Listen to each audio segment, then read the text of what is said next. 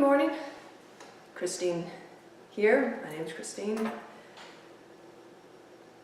I've decided to attempt my hand at the occasional video blog. I figure I need to learn how to use this camcorder thing, which behaves differently than the few other camcorders I've used.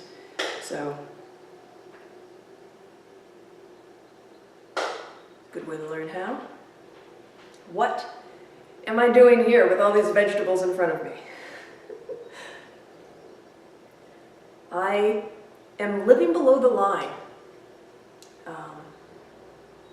It's not the official living below the line week. I meant to do that, but by bizarre circumstances, I ended up being, well, bizarre as in pre-planned. I had no idea that it was going to fall on the same time.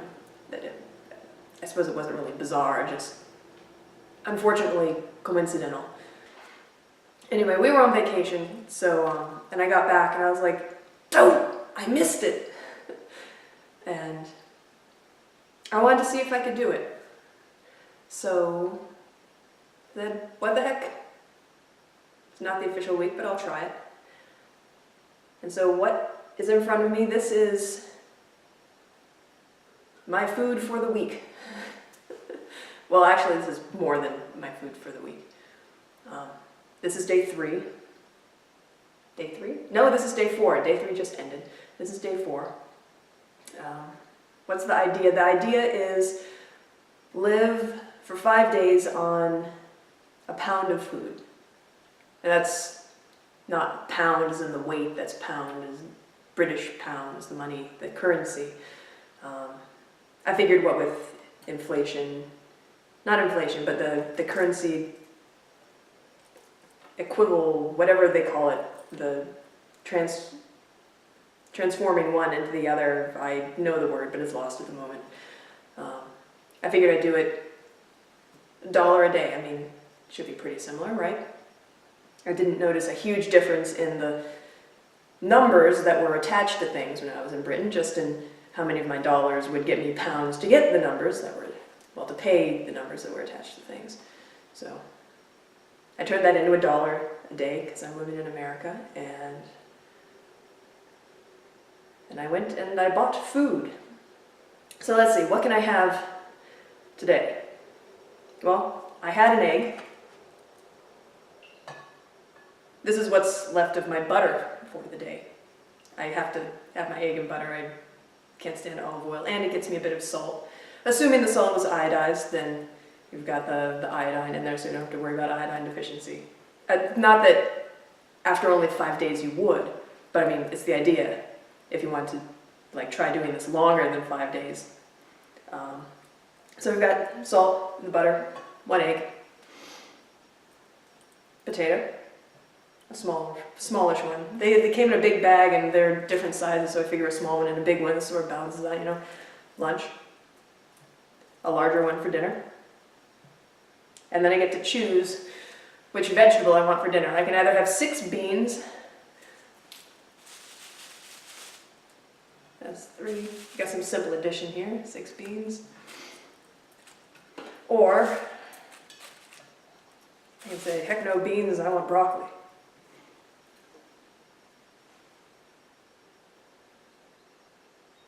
And I've been doing the vegetable with my dinner.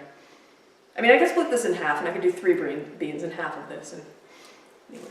Oh, and this is tap water with a couple drops of lemon juice added to it. Then heat it up, pretending it's tea. Well, not really pretending that's tea because it tastes nothing like tea, but I mean, it's the idea of having something warm, comforting, and sort of meditative.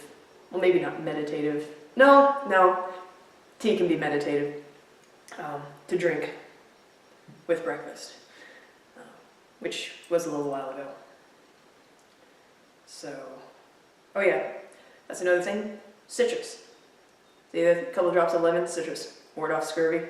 Not that I have to worry about that in only 5 days, but I mean, it's the idea.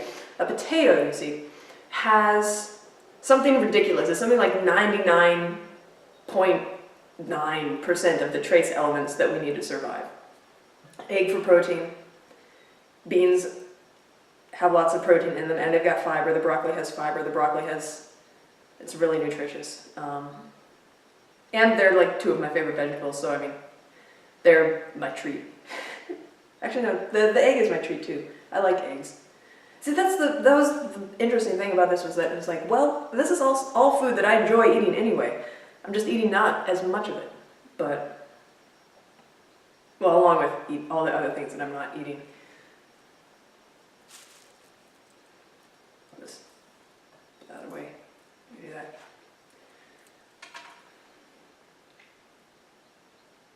What has it been like?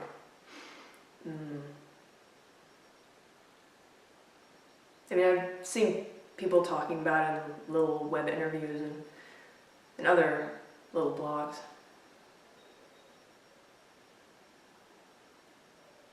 I would have to say that the biggest, well, day one, I'm not sure what to think really of day one, because day one I was sleep deprived from driving back from the Boston Theater Marathon in the middle of the night.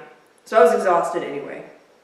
And typically I forget to eat on a relatively regular basis. If I get involved in something, I can forget to eat for like most of the day. And so I'm used to doing that for like a day at a time. Day two,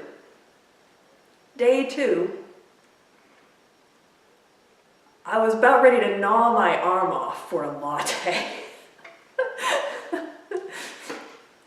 Am I a caffeine addict? I would say I flirt with the addiction. But I've never really experienced really negative effects from going cold turkey off caffeine. If I've got a lot of caffeine and I've been ingesting a lot of it on a regular basis, then I stop, then I'll feel like sort of like stuffy or drippy for a day, but I don't get the awful headaches, I'm going to bite somebody's head off type of that you hear people talking about. And I suspect it's because I sort of self-medicate with ADD. Just sort of naturally, caffeine helps my brain work better. So, but yeah, the second day, I really wanted a latte. And there's no milk in the house. Very deliberately had no milk in the house so that I wouldn't be tempted, because there's a little espresso machine right over there. Just not an expensive one, just a sort of, I guess if you could call it any type of espresso machine an over-the-counter espresso machine. It's like that sort of espresso machine.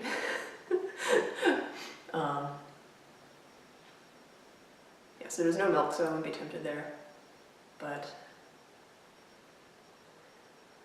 it was quite astonishing, actually,